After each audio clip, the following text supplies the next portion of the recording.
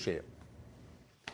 Sean Davis co-founded The Federalist. Boy, was he on it from dawn to dusk today, watching every twist and turn of this hearing. So as someone who essentially wrote about this all day long on Twitter, if you were to summarize what you learned, what would it be? I think we learned that the Democrats are quite convinced they need to keep going with this Watergate cosplay in Washington. I mean, we learned no new facts. We heard the same stuff we've heard over and over again. We saw the same play acting. And I guess the only thing I learned is how committed these people are to running this farce of a process to the very end. I mean, it was... nobody was watching this because they wanted to, I'll tell you what. It was a bit masochistic having to sit through that whole ordeal. Yeah. The whole thing's just a farce.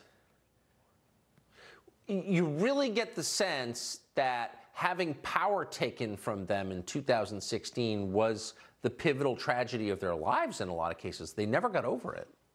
Well, yeah, and I think that's the central crime of Donald Trump's presidency is he had the audacity to beat Hillary Clinton when she was supposed to be ordained and coronated as the next leader of the free world. They said they were going to impeach him on day one. The day he was inaugurated, they said now impeachment begins at the Washington Post. And look, they tried it with the Russian collusion hoax. They tried it with their 25th Amendment nonsense, and that failed. And so now we're in the third version of their impeachment passion play that we're all being forced and held hostage to watch.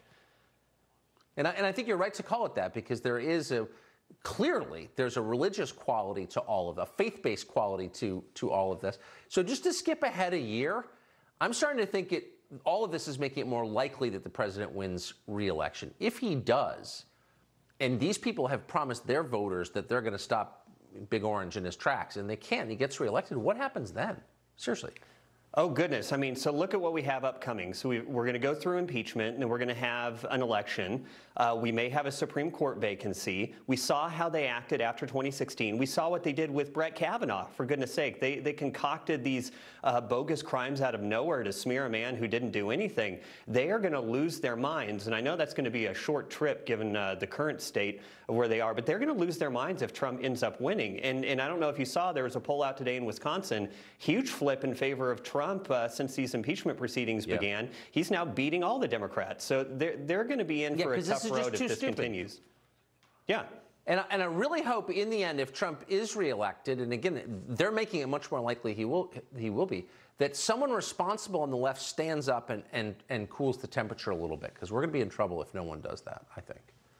Yeah, you would hope so. I mean, thank you. Yeah, you would hope so. Thanks a lot. Well, more of the House impeachment.